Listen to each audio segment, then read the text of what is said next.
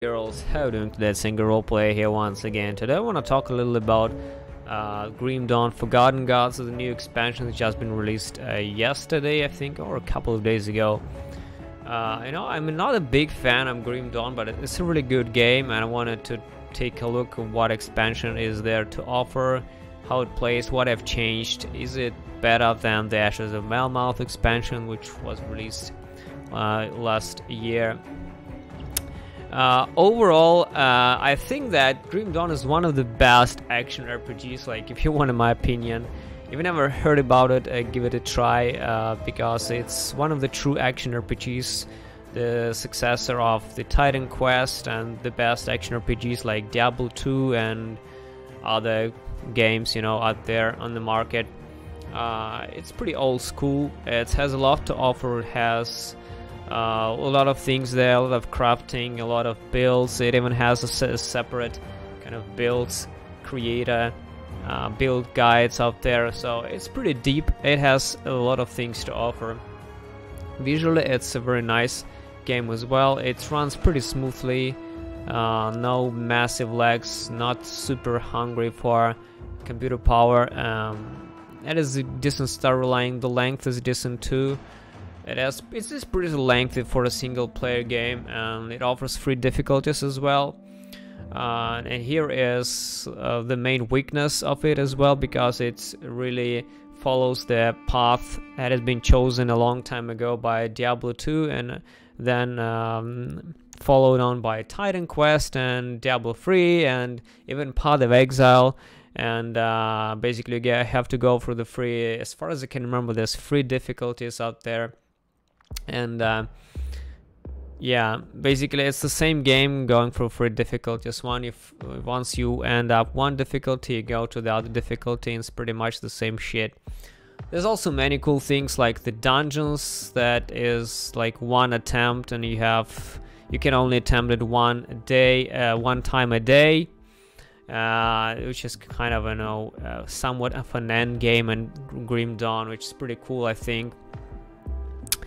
Now, what about Forgotten Gods? First of all, I noticed they improved the intelligence of the monsters.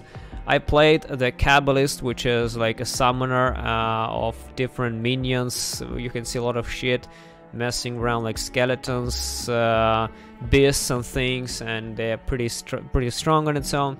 But I noticed that actually monsters start hitting me more. They like specifically trying to kick me more than my minions. They are not just taunted by the minions, and more really kick my ass more than before. I think that the AE really improved this way. Previously you could tank a lot of things, and this time they actually follow me. They try to follow me and just kill me and not my minions. So they became more aggressive, I think, which is a good thing. Visually, the game kind of smoother too, as far as I can understand. It undergone some improvements. There's also, as far as I can remember, there's like a new class which is introduced in the Forgotten Gods. I haven't really read a lot about the Forgotten Gods in general, so I'm just going blind there without even reading what's this thing all about. It's basically it's pretty big area to explore, a lot of things there, and so far it looks pretty fun. It's looked like the desert in the Diablo 2, kind of sandy area, sandy themes. There's a lot of rituals, magic, summons, black magic, warlocks, curses, witches. It's a lot of fun. So far it's been a lot of fun. The only problem with me so far is that it crashes, and I crashed 2 times. I've been playing for about 2 hours and a half, 3 hours, and I crashed 2 times, and the crash is pretty hard. It's not really like the crash and goes to the windows, but it's like freeze, and I can't even send a report to the report server, so it was pretty weird.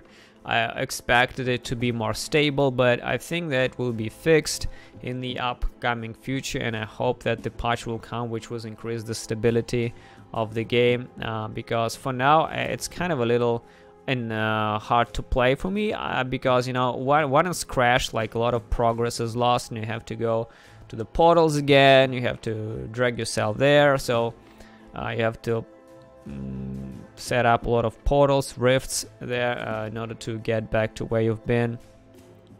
So overall the game became definitely better, and it became much rippier. I'm playing on an elite difficulty, and the monsters really wrecked me very hard, and they kill minions more effectively from now on. I noticed that there's kind of an areas with the modifiers on them, just like the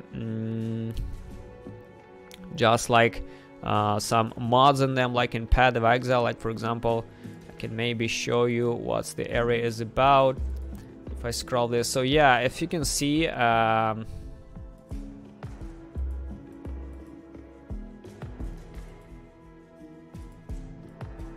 these mods are pretty much like the mods on the Path of Exile maps, which has totally surprised me.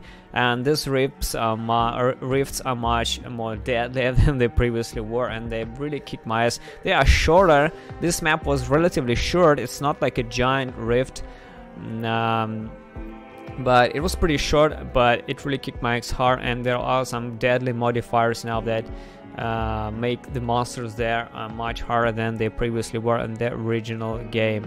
So overall, I think it's worth the price. It's a bit expensive in my opinion for a DLC, but I think it's really good. It's just as good as the Ashes of Melmoth, and even better maybe. I'm still progressing, and I'll let you know, guys, how it feels later on with my final impressions, and when I finish this up probably, so I get it compared to the Ashes of Melmoth. But for now, I think it's a good game, and if it would not crash for me anymore, I would totally play it, and we'll see. So that's it, guys. Thanks for watching, and see you soon. First of all, I would like to thank you very much for watching the video. Your likes and dislikes, especially, as they push me forward even more. If you want to see more content, please consider subscribing to the channel. I do daily uploads of role-playing content, being it builds, guides, let's play, stream highlights, and upcoming RPG games. Also, don't forget to follow my Twitch stream to catch me live in action. I do stream daily on working days.